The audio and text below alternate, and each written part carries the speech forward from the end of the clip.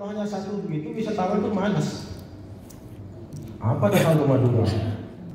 Oh cuma itu saja misalnya. Nah makanya kita mari bagaimana ini bisa bersinergi 4 kabupaten. Nantinya kita jadikan satu paket wisata. Nah inilah. Tapi harapannya bukan kita berangan-angan jadi pemberontak jadi provinsi Madura. Tapi memang tidak apa-apa. Jadi kalau Madura ini ingin besar memang ya harus jadi provinsi, mohon maaf Pak. Oh, iya. Bukan saya memberontak. Boleh. Karena Madura juga sumber daya alamnya juga bagus. Sementara ini laut aja sudah menjadi miliknya provinsi. Padahal sumber alam kita banyak di laut. Nah, bagaimana? Ini mudah-mudahan bukan bermaksud untuk memberontak kepada provinsi, tapi seandainya Madura jadi provinsi, saya kira bisa lebih banyak untuk Madura. Saya kira itu. Terus kita mohon maaf masuk ke masalah pariwisata Sampang. Iya. Ada apa di Sampang? Intinya kita santai saja Pak ya, karena saya bukan dosen. Saya paling hanya tahu tahu di jalanan. Cuman kebetulan saja saya ditunjuk menjadi kepala dinas di Dispora Bupar Kabupaten Sampang. Ada apa di Madura? Madura ini kalau kita lihat secara keseluruhan di antara yang potensi wisata Madura. Nah, Pulau Madura. Terus Peta. Nah, Madura ini kan jalan Madura ini ada jalan utara, ada jalan selatan. Nah, kalau ini digabung itu tembus di keliling Madura ini. Nah, di sekitar kalau kita keliling Madura ini potensi alamnya tempat wisata alam. Banyak kita menemui pantai-pantai yang bagus. Jadi banyak di situ. Kalau dari Bangkalan ya, saya mohon maaf saya menyebut Bangkalan. Bangkalannya dari pantai Siring Kemuning, itu ada di Tanjung Bumi. Terus ke timurnya ada pantai hutan Keranepa. Kenapa saya katakan pantai hutan Keranepa? Kalau dulu hutan Keranepa, kalau Kera ini udah banyak gitu. Tapi sebetulnya di sana yang bagus juga pantai hutan Keranepa. Jadi saya sebenarnya sejak saya di Dispora Bupar ini saya ingin mengubah Keranepa itu menjadi pantai hutan Keranepa karena pantainya sebenarnya bagus. Kemarin mungkin sudah disampaikan panjang lebar oleh Kepala Bapeda Sampang. Saya ini hanya meneruskan aja karena semuanya sudah dibahas. Belum dibahas yang ini ya Pak. Kemarin disampaikan. Oh iya. Disampaikan. Saya sampai begini dulu. Nanti saya apa yang mau disampaikan? Disampaikan semua oleh Bapeda. Dan apa saya menyampaikan apa adanya yang saya tahu Pak. Iya betul Bapak. Jadi di pantai hutan Keranepa ini bagus, pantainya bagus. Memang ada kendala di bawah terkait dengan SDM, dengan penguasa desa di situ gitu. Maka sulit kita untuk kembangkan. Walaupun sebenarnya pantai hutan Keranepa ini adalah prioritas dulu kita prioritas, tapi sulit untuk dikembangkan. Untuk itu dalam kesempatan ini juga ingin saya sampaikan bahwa kami di Kabupaten Sampang itu Pak selalu mendorong karena ini ada DPRD juga, yang mana kami selalu bersinergi antar OPD agar potensi wisata itu sekarang kan bergeser banyak ke desa, maka kami selalu bekerja sama dengan Kepala DPRD ini Bapak Rahman. Bagaimana kita sinergi potensi wisata yang ada di desa itu, yang sekarang musim desa wisata, kita akan kembangkan. Kita akan kembangkan dengan cara tidak hanya bergantung kepada pemerintah, tapi bagaimana desa itu sendiri mengupayakan membuat embrio dan mengelolanya. Karena di situ ada BUMDes. Jadi ini yang kita upayakan agar masyarakat desa itu juga ikut bertanggung jawab.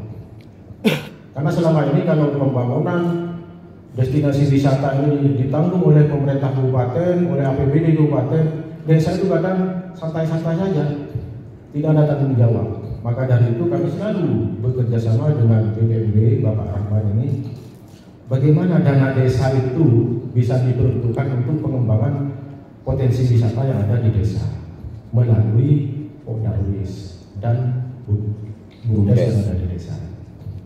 Ya, kita kembali lagi bahwa kalau keliling Madura, walaupun saya tidak hafal ya, di utara Sampangnya ada pantai, hutan kerang Nepa, ada waduk Nepa, ada air terjun Toroan. Ini pantai, jadi karena kebanyakan potensi alam di sini, wisata alam. Terus ada Lon Malang, ini di pesisir utara. Jadi kalau misalnya ada wisatawan yang ingin ke Madura banyak, kita keliling dari pantai utara aja, dari jalan pesisir utara, terus sampai ke timur ini, Pamekasan sampai ke Sumeneb, terus keliling di pantai lagi, selatan lewat pantai lagi. Ini banyak juga, banyak tempat-tempat wisata yang ada di pinggir-pinggir pantai. Nah inilah bagaimana kita Madura ini, Madura kan di sini ada 3 masih, ada Bangkalan, Sampang, Pamekasan. Sumeneb sebetulnya tidak bisa terpisahkan, jadi harus ada. Mau ke Sumeneb ini kalau tidak ada lapangan terbangnya harus lewat Sampang. Iya.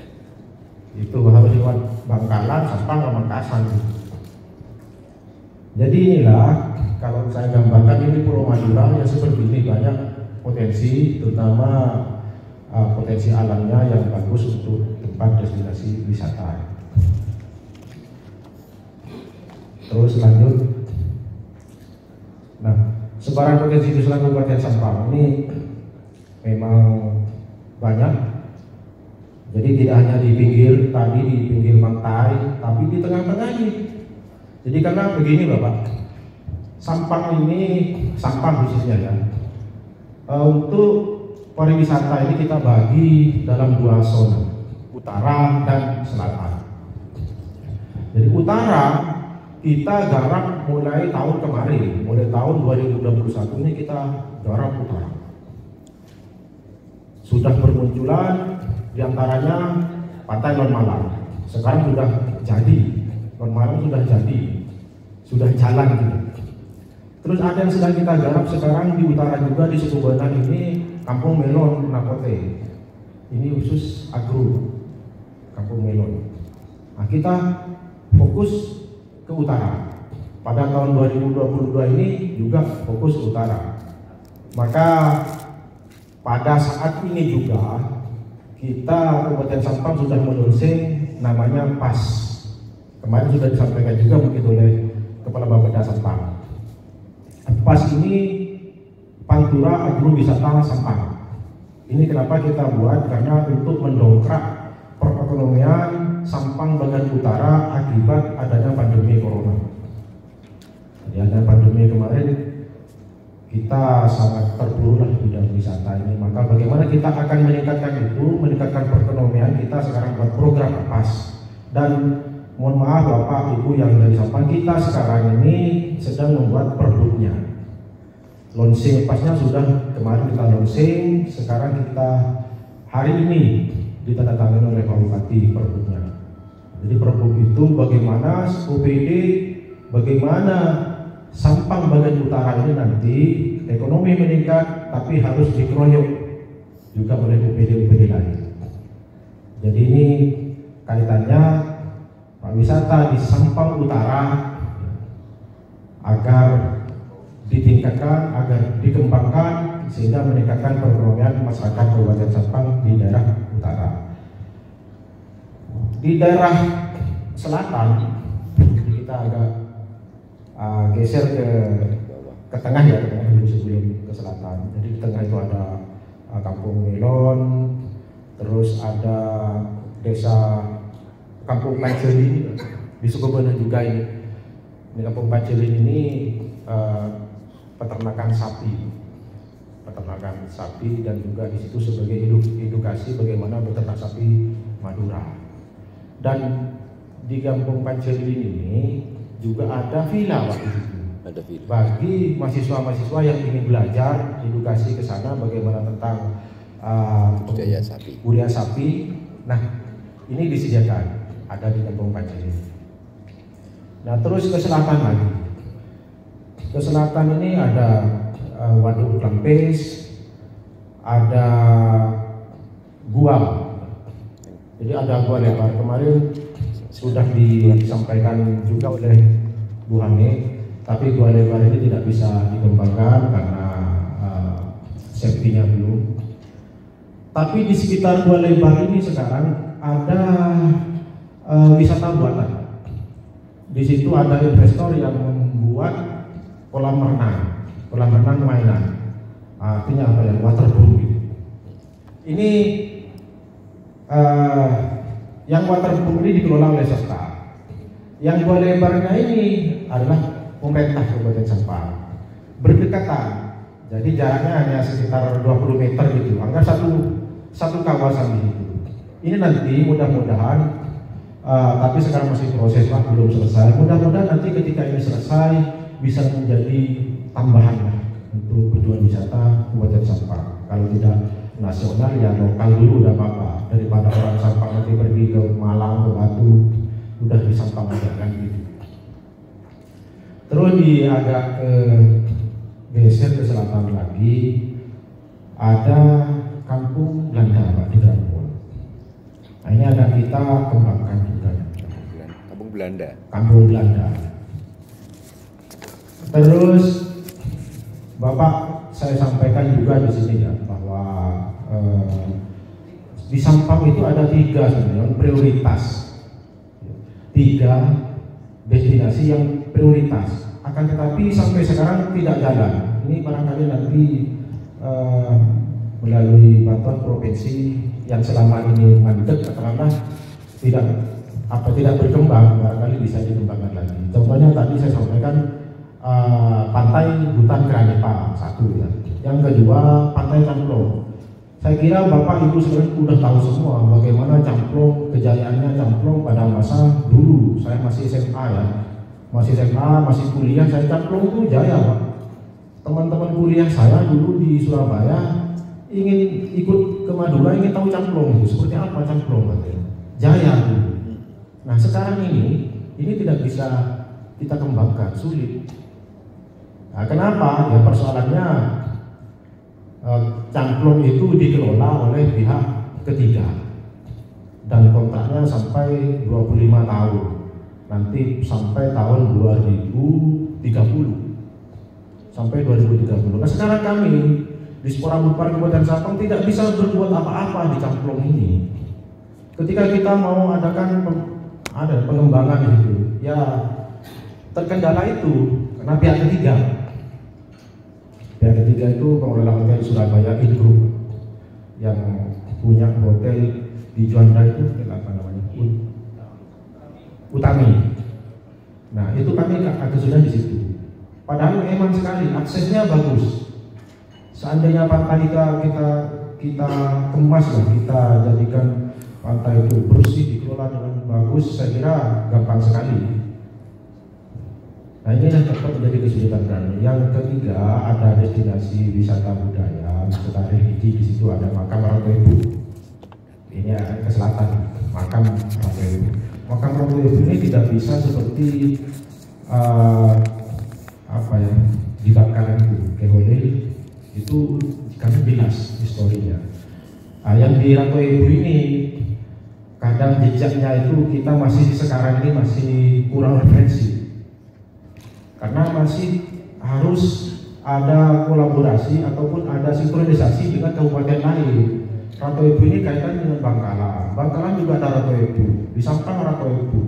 Jadi perlu ada kejelasan. Maka kami walaupun ada potensi kami sulit mengembangkan di makam Ratu Ibu yang ada di Kabupaten Sampang. Jadi ada 3 makam Ratu Ibu, ada 3. Makam Ratu Ibu ini yang saya tahu masih 2, Bangkalan, Sampang. Oh gitu, Bangkalan Sampang.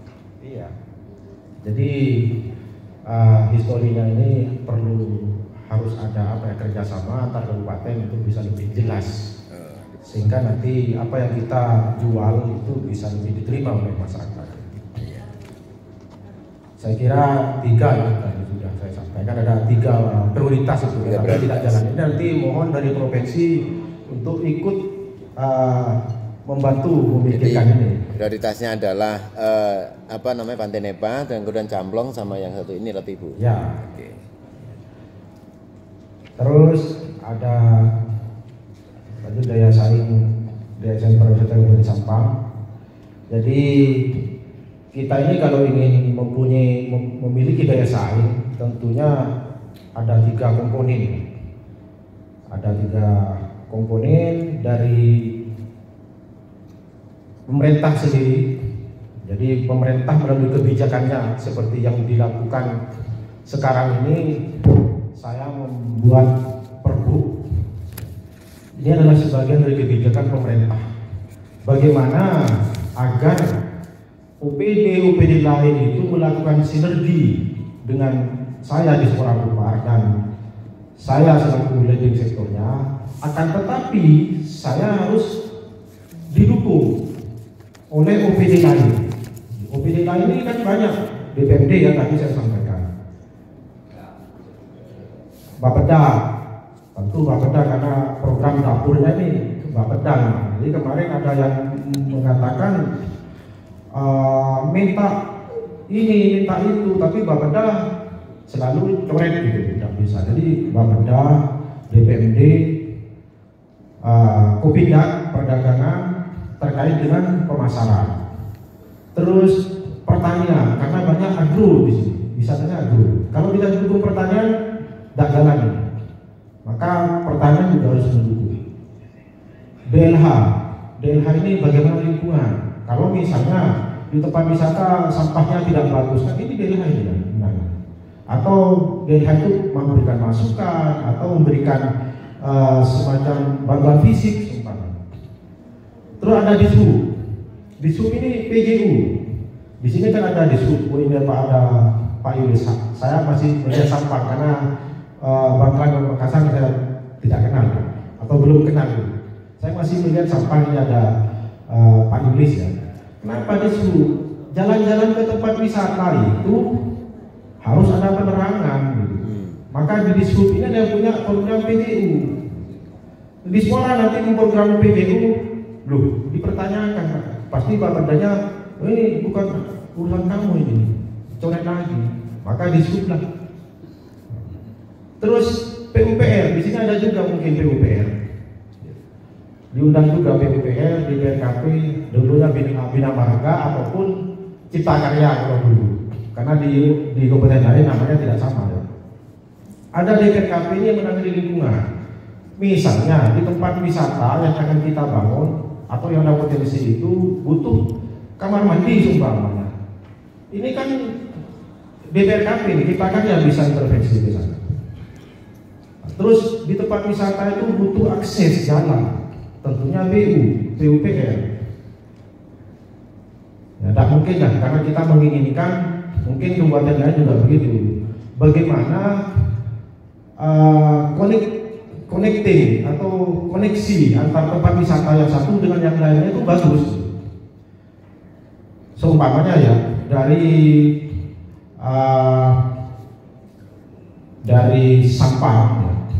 Sampang kota selatan mau ke tempat wisata yang bagian utara, tapi jalannya rusak nih. Orang kan apa jalannya banyak yang berlubang sana, batu-batu kan males kan. Maka koneksi ini perlu kita pikirkan untuk apa? Agar orang mudah, wisatawan mudah, dan itu adalah bagiannya PUPR. Maka sinergi antar OPD ini perlu, dan di Sampang sudah saya sekarang ini sedang bikin perbu tentang bagaimana sinergi antar OPD yang terkait yang bisa mendukung pariwisata agar pariwisata di Kabupaten Sampang itu dikeroyok. Tidak mampu kalau di sekolah saja. Istora Bupar saja tidak mampu. Maka saya buat perpu agar menekan kepedulian OPD lain untuk menganggarkan ke tempat-tempat wisata. Kami tidak akan pariwisata bersama tidak akan mengambil programnya dari masing-masing OPD. Tapi kami minta agar program OPD itu taruhlah di tempat wisata. Maka kalau ini semua dilakukan dan terjadi, insya Allah wisata kita berkembang. Baiklah, selanjutnya mohon maaf Bapak Ibu sekalian, karena kemarin sebenarnya sudah banyak disampaikan oleh Kepala Bapeda Sampang tentang bagaimana wisata. Makanya saya kalau malah tok ini atau banam besok ini, banam bakopeng. Baiklah, ada di sini secara umum di Kabupaten Sampang itu ada 39 objek daya tarik wisata. Ada 35 desa wisata. Jadi 35 desa wisata ini sudah sah di-SK-kan oleh Bapak Bupati. Di-SK-kan oleh Bapak Bupati.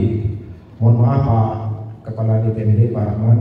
Jadi karena ini mengganggu desa, tentunya menyangkut sampean juga DPMD. Jadi ada 35 desa, tentunya saya sudah koordinasi dengan DPMD, desa-desa mana yang punya potensi, ada 35 dan sudah di-SK-kan oleh Bapak Bupati. Nanti inilah yang bisa kita dorong. Jadi dengan DPMD Kabupaten Sampang saya selalu bersinergi, minta dukungan agar dana desanya Pak nanti. Jadi daripada dana desa itu dibuat hanya untuk suatu pekerjaan yang kadang 6 bulan sudah habis, sudah rusak, mending ini coba jadikan investasi program pariwisata. Nah, ini kan sampai bisa nanti ke anak cucunya, daripada bikin pekerjaan lain tapi 6 bulan selesai habis gitu. Jadi kita selalu koordinasi dengan DPMD ini agar desa itu bisa nantinya tujuannya desa mandiri, tapi melalui pariwisata. Ada 35 desa. Ada 39 objek destinasi wisata. Desa wisatanya ada berapa? 35? 35. Oh, 35 direncanakan ya. Ini sudah di-SK-kan oleh Pak Bupati. Oke, 35. Jadi 35 ini SK Bupati, walaupun masih hanya beberapa desa Pak yang sudah jadi. Ya. Jadi yang lainnya potensi. Embrio. Potensi-potensi ini nantinya kita bekerja sama ini makanya dengan OPD lain. Agar nantinya bisa menjadi desa wisata yang sesungguhnya atau yang sudah launching. Terus ada 39 objek daya tarik wisata. Ada wisata 15 wisata alam, 12 wisata buatan, terus ada 12 wisata budaya.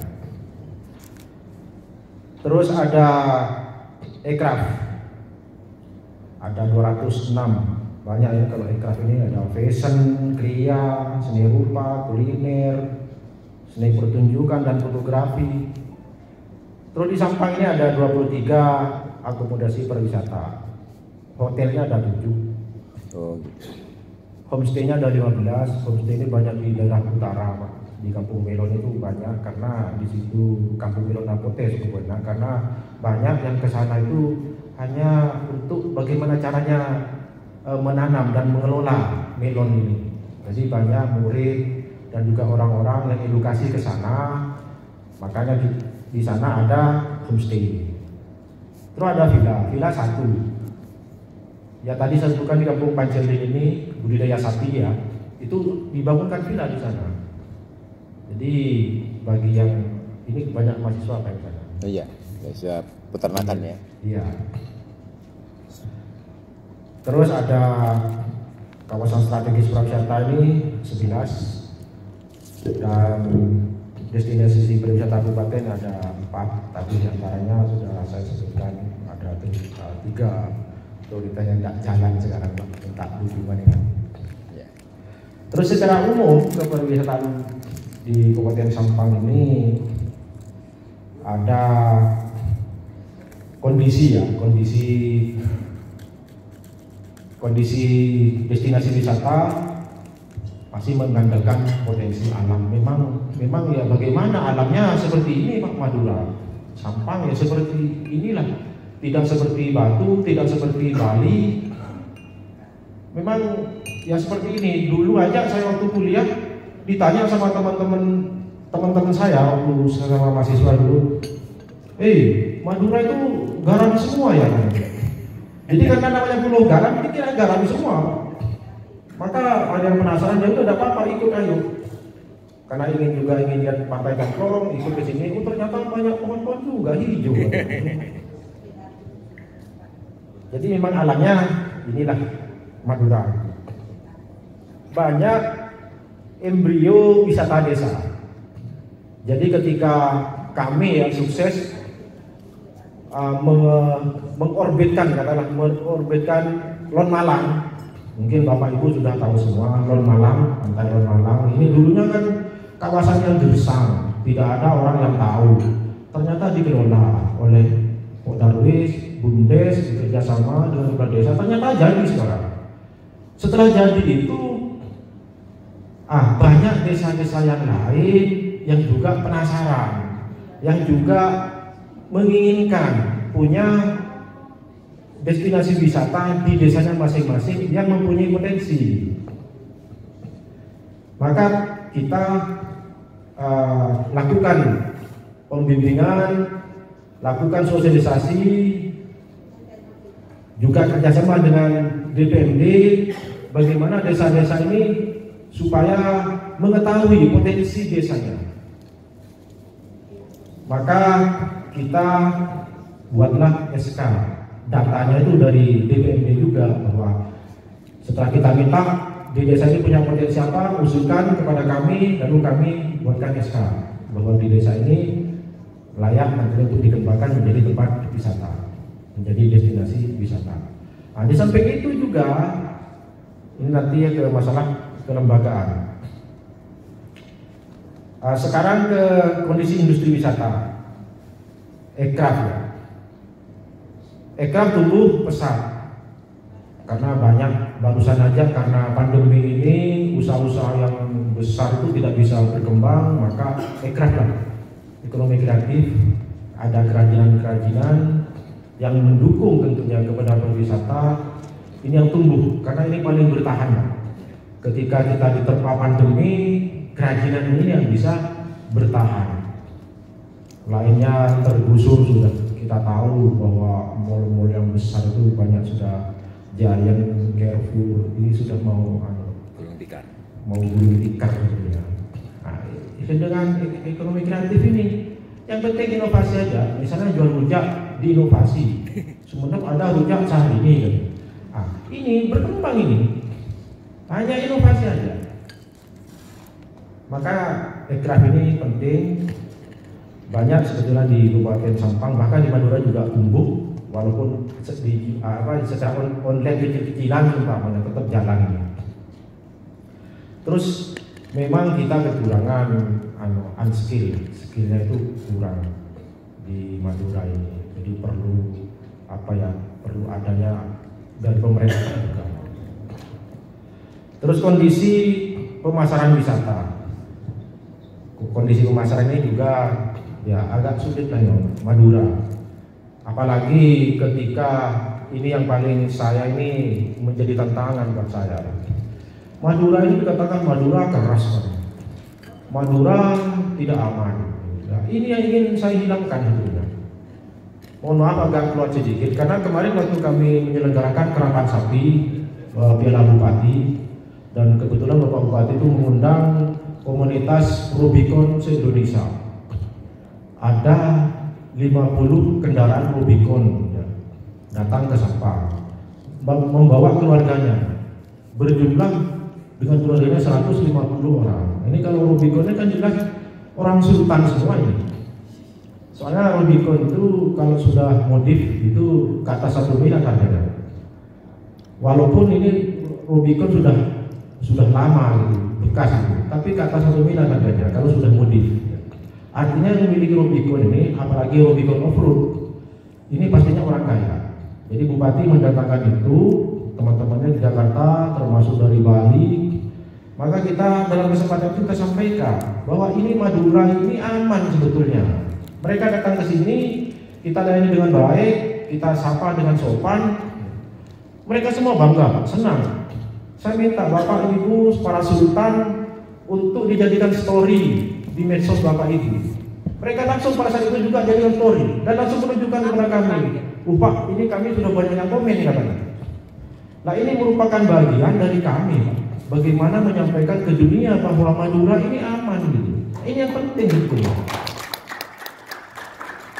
Karena kita tahu kan, kita maklumi juga kalau Madura ini kadang yang Madura bicara kok ini orang sedikit-sedikit dibunuh, orang sedikit dirampok. Nah, image seperti ini, kesan seperti ini, mari kita bersama-sama hilangkan. Ya.